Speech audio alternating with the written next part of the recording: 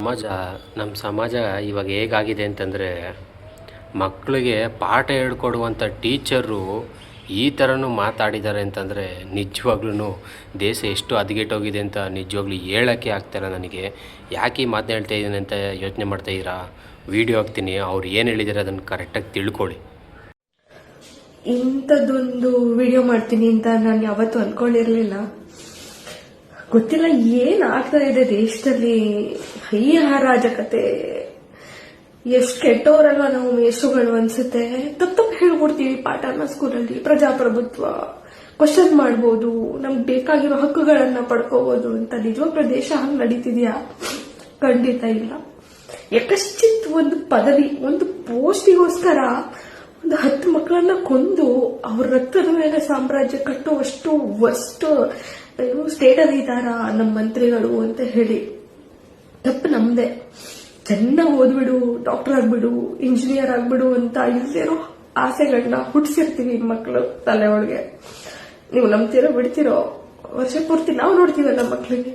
ಇದೊಂದು ವರ್ಷ turning point. SLC ಚೆನ್ನಾಗಿ ಸ್ಕೋರ್ ಮಾಡ್ಬಿಡು, PUC ಚೆನ್ನಾಗಿ ಸ್ಕೋರ್ ಮಾಡ್ಬಿಡು ಅಂತ ಹೇಳಿ ಊಟ ತಿನ್ನಲ್ಲ, ನಿದ್ದೆ ಮಾಡಲ್ಲ, ಸರಿಯಾಗಿ ಆರೋಗ್ಯ ನೋಡ್ಕೊಳ್ಳಲ್ಲ. ಜಸ್ಟ್ ಬಿಕಾಸ್ ಚೆನ್ನಾಗಿ ಸ್ಕೋರ್ ಮಾಡ್ಬೇಕು, ನಾನು ಒಂದು ಒಳ್ಳೆ ಮೆಡಿಕಲ್ ಸೀಟೋ ಇಂಜಿನಿಯರಿಂಗ್ ಸೀಟೋ ತಗೋಬೇಕು ಅಂತ ಹೇಳಿ. ಏನ್ ಆಫ್ಟರ್ ಆಲ್ ಕೇಳ್ತಾ ಇರೋದೇನ ಆದ್ರೂ ಏನು? ನೀವು ಮಾಡಿರೋ ಅನ್ಯಾಯಗಳಿಗೆ ಅಕೌಂಟಬಿಲಿಟಿ ತಗೊಳ್ಳಿ, ನೀವು ಮಾಡಿರೋ ಅನ್ಯಾಯಗಳಿಗೆ ಸರಿಯಾದ ಪರಿಹಾರ ಕೊಡಿ. ಎಷ್ಟು ಜನ ಸೂಸೈಡ್ ಮಾಡ್ಕೊಂಡು ಸತ್ರು ಮಕ್ಕಳು. ವರ್ಷ ಪೂರ್ತಿ ಪಾಠ ಮಾಡಿರ್ತೀವಲ್ಲ, ನಮಗ್ ಗೊತ್ತು ಪ್ರತಿಯೊಂದು ಜೀವದ ಬೆಲೆ ಏನು ಅಂತ ಹೇಳಿ, ಅವ್ರ ಕನಸುಗಳೇನು, ಅವ್ರ ಆಸೆಗಳೇನು, ಏನೇನು ಆಸೆ ಕಟ್ಕೊಂಡಿರ್ತವೆ, ಎಷ್ಟು ಕಷ್ಟಪಟ್ಟಿರ್ತವೆ ವರ್ಷ ಪೂರ್ತಿ ಅಂತ ಹೇಳಿ. ನಿಜವಾಗ್ಲೂ ಇದಕ್ಕೆ ಯಾರ್ಯಾರು ಅಕೌಂಟೇಬಲ್, ನಿಮ್ಗೆ ಹೊಟ್ಟೆ ತಣ್ಣಗಿರ್ಲಿ, ನಿಮ್ಗೆ ಒಳ್ಳೆ ಸಾವುಗಳಂತೂ ಬರಲ್ಲ. ಬಟ್ ಈ ತರ ಒಂದು ವಿದ್ಯಾರ್ಥಿಗಳ ಮೇಲೆ ನಾವು ಒಂದು ಏಟ್ ಹೊಡೆದ್ರು ತಪ್ಪಾಯ್ತು ಕಣೋ, ಸಾರಿ ಕಣೋ, ಏನೋ ಕೋಪದಲ್ಲಿ ಹೊಡೆದ್ಬಿಟ್ಟೆ ಅಂತ ಕೇಳ್ತೀವಿ. ಹೋಗಿ ನೀವು ಹಿಂಗೆ ಸಾಯಿ ಮಟ್ಟ ಹೊಡಿಬೋದಾ, ರಕ್ತ ಬರೋ ಮಟ್ಟ ಹೊಡಿಬೋದಾ ನಂಗೆ ಗೊತ್ತಿಲ್ಲ. ಅದನ್ನ ನೋಡ್ತಾ ಇರೋ ತಂದೆ ತಾಯಿಗಳ ಶಾಪನೆ ಮುಂದೆ ಬೀಳುತ್ತಾ ಗೊತ್ತಿಲ್ಲ. This is not done, this is not my country. No, definitely not. ಆ ಟೀಚರ್ಗೆ ಅಷ್ಟೊಂದು ನೋವಾಗೈತೆ ಅಂತಂದರೆ ಇನ್ನು ಸಮಾಜ ಇನ್ನೆಷ್ಟು ಹದಗೆಟ್ಟೋಗಿರ್ಬೋದು. ಸ್ಕೂಲಲ್ಲಿ ಒಬ್ಬರು ಟೀಚರ್ ಆದರೂ ಆ ಪಾಠನ ಹೀಗೆ ತಿಳ್ಕೊಳ್ಳಿ, ಹಿಂಗೆ ಮಾಡ್ಬೋದು, ಹಕ್ಕುಗಳು ಈ ಥರ ಇದೆ, ಸಮಾಜ ಈ ಥರ ಇದೆ, ನಿಮ್ಮ ಈ ಥರನೇ ಹಕ್ಕು ತೊಗೋಬೋದು, ನೀವು ಎಲ್ಲನೂ ಪಡ್ಕೋಬೋದು ಅಂತ ನಾವೆಲ್ಲ ಟೀಚರ್ಗಳೆಲ್ಲ ಪಾಠ ಮಾಡ್ತಾರೆ ಕ್ಲಾಸಲ್ಲಿ, ಓಕೆನಾ. ಬಟ್ ಇಲ್ಲಿ ಸಮಾಜದಲ್ಲಿ ಯಾವ ಥರ ನಡೀತೈತೆ ಬಟ್ಟು ಅರ್ಥ ಮಾಡ್ಕೊಳ್ರಿ. ಎಷ್ಟು ವರ್ಸ್ಟ್ ಆಗಿದೆ ಅಂತಂದರೆ ನಮ್ಮ ಕರ್ನಾಟಕ ಕಿತ್ತೋಗಿರುವಂಥ ವರ್ಸ್ಟ್ ಕರ್ನಾಟಕ ಆಗೋಗಿದೆ. ಸೀರಿಯಸ್ ಆಗಿ ಹೇಳ್ತೀನಿ, ಅರ್ಥ ಮಾಡ್ಕೊಳ್ಳಿ.